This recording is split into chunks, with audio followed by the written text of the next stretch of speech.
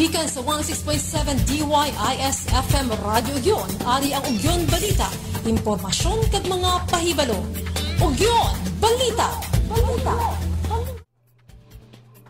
Maayong hapon sa tanan. Gikan sa ulot balitaan ka Radyo Ugyon. Yari na Ugyon Balita, Setyembre 11, 2023. Bayluhan sang maayong nga serbisyo ang mataas nga sweldo suno kay Police Regional Director Villaflor.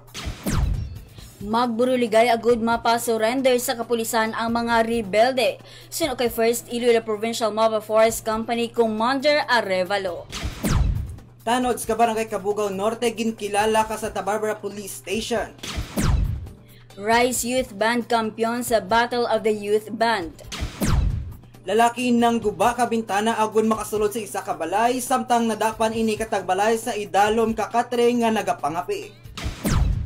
Hepe ka Santa Barbara PNP nagapahanumdum nga hindi mag-drive ka motor kung hubog kag wala sang helmet.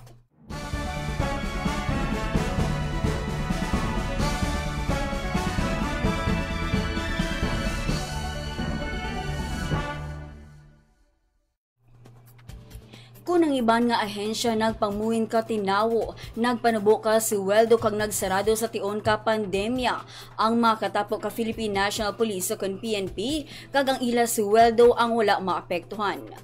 Subong halos triple ka suweldo ka ordinaryo nga empleyado ka gobyerno ang ginabaton nga suweldo ka mga pulis. Gani ginmando ni Regional Director Police Brigadier General Sidney Villaflor nga kayuhon ang pagserbisyo, hindi lang tungod nga ila initrabaho, kundi panumdumon ang kadako ka suweldo. Pamatian ang iya mensahe sa tion ka iya pagbisita sa Santa Barbara Police Station sang Setyembre 10, 2023. Times 3 sa ordinaryong government employee. Hindi pa ba kayo natutuwa nun? Ha? Nagkaroon ng pandemic, ang dami-daming tinanggal sa trabaho. Di ba? Ang dami-daming binawas na employee, nagbawas ng sweldo. Tayo, nabawasan ba sweldo natin? Hindi.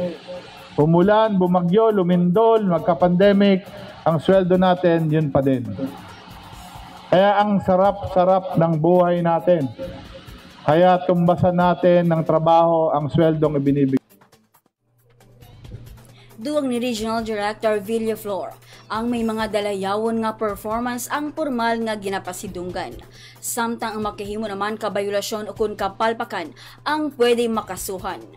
Palpakan ng kasalanan, ng violation ng policies and laws, pwede rin tayong kasuhan. Dereliction of duty, yung mga ganyan. Usually, yan yun. Lalo na yung mga nagpakawala ng preso due to negligence. Tandaan nyo, pag nagpakawala kayo ng preso, that is infidelity in the custody of a prisoner, dismissal from the service. Bayluhan sang maayo nga serbisyo ang mataas nga suweldo sino kay Police Regional Director Villaflor.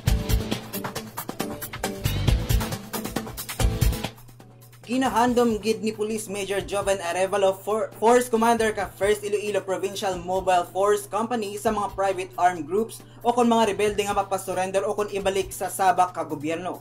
Sunod ka Police Major Joven Arevalo, bukas ang kapulisan sa mga miyembro ka terrorist group nga luyag magsungkat. Kung madumduman, ginpahayag ni Presidente Bongbong Marcos Jr. nga hatagan sa amnestiya ang miyembro ka CPP-NPA nga nag-surrender. Pamatian ang pahayag ni Police Major Arevalo sa interview ni Ogunray Shudina. Sa aton nga mga kauturan nga harap pa sa poblag no sa people sa army ginaagda ko kamo nga mag-surrender. Pwede kamo makapalabot kay ginasiguro ko nga bisan pitik bisan ko si way man may matabok sa inyo. No, open kami nga mapalapitan nyo. Pwede man kamo diri kay Siri gani. Maka-inform kamo kung gusto nyo nga mag-surrender no para mapalabot sa amon. Buliligan naton agad nga magapadayon kay matawhay man ang aton nga probinsya. Magburuligay agad mapasurrender sa kapulisan ang mga rebelde suno kay First Iloilo Provincial Mobile Force Company Commander Arevalo.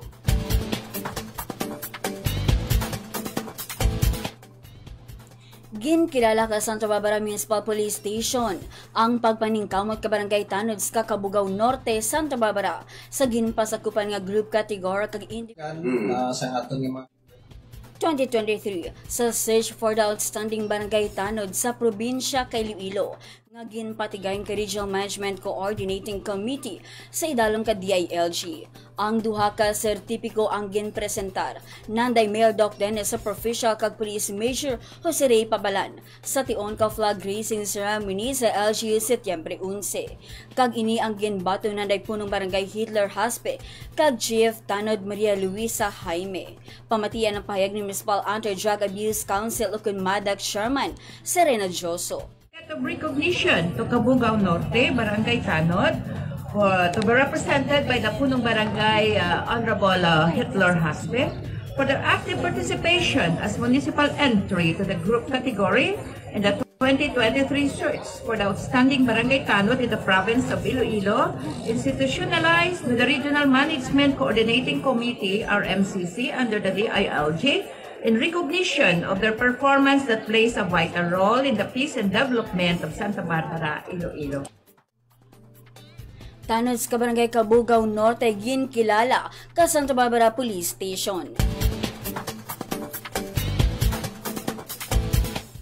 Kampiyon ng Rise Youth Band sa kauna-unahan nga Battle of the Youth Bands kick-off activities sa Linggo ng Kabataan 2023. Samtang second place naman ang Youthquake Pulse Band, third place naman ang Minute Before Midnight Band, kag fourth place ang Harmony Band.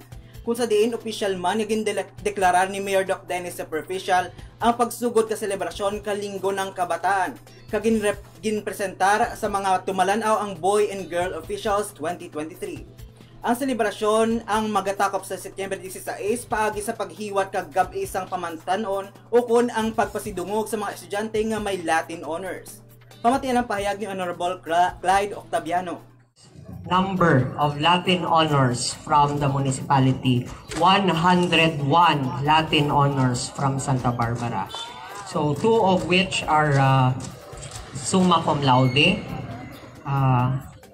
Majority are cum laude and a reasonable number of magna cum laudes. No? So they will be receiving cash incentive. But that will be on September 16. For now, let us... Rise Youth Band, kampiyon sa Battle of the Youth Bands.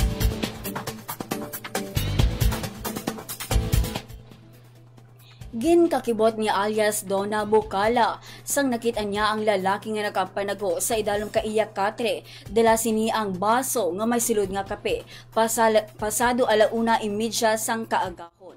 Ang suspect ang ginkilala kay John Ray Billones, 20 anyos, Barangay Bulong Oeste, Santa Barbara. Suno kay Bukala ginguba ka suspect ang bintana kay ila balay agud nga makasilod. Kag iya ginaalgar nga tinutuyo sini ang mangawat. Gani gilayon naman nga nagpangayo kabulig si Bukala sa mga barangay Tanod kag sa kapulisan. Sa subong yara sa Kusudia ka Santa Barbara Police Station ang suspect. Pamatian ng interview ni Ogyon Blasime Sampil kay Bukala. Lingling ko sa dalom sang katare, dito ko na nakita nga may tao nga nagabarikutot. Hasta nga pagtindog ko, nang ginwari ko na ang katare, kag ginsinggitan ko siya nga nakasulod timo, giya din timo nag-agi. Meron yung abtek, masa nga magtindog, kag ginhambala, kag gintudlo naman kung din siya nag-agi. Ano ang motibo, gid sa mamatsyag mo, anong motibo sang tao nga to sulod sa balay nyo?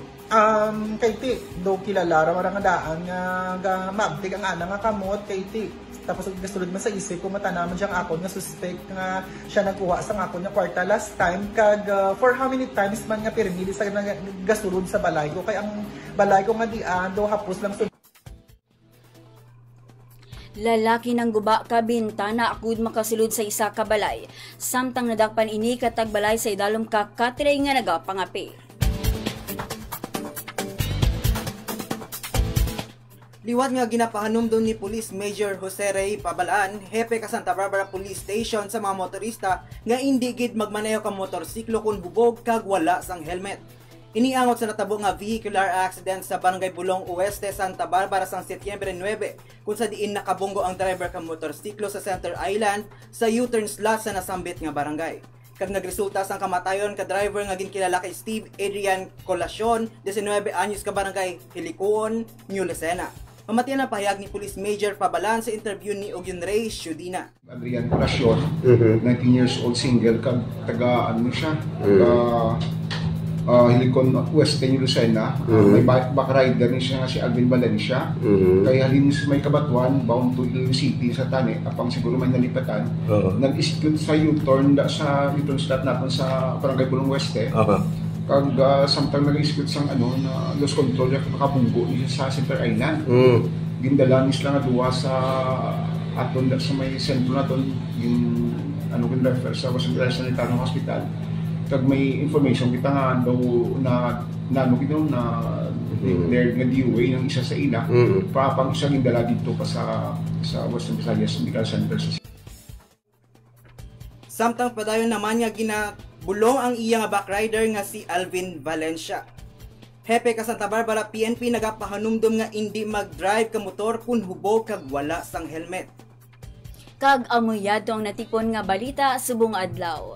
Tubtubwa sa prengong oras kag istasyon sa DYIS FM 106.7. Ini si Eliza Cordero. Kag ako si JJ Bordon. Maayong hapon. Inyo nabatian ang mga natipon nga balita, impormasyon kag mga pahibalo. Nagikan sa Ugyon News Center.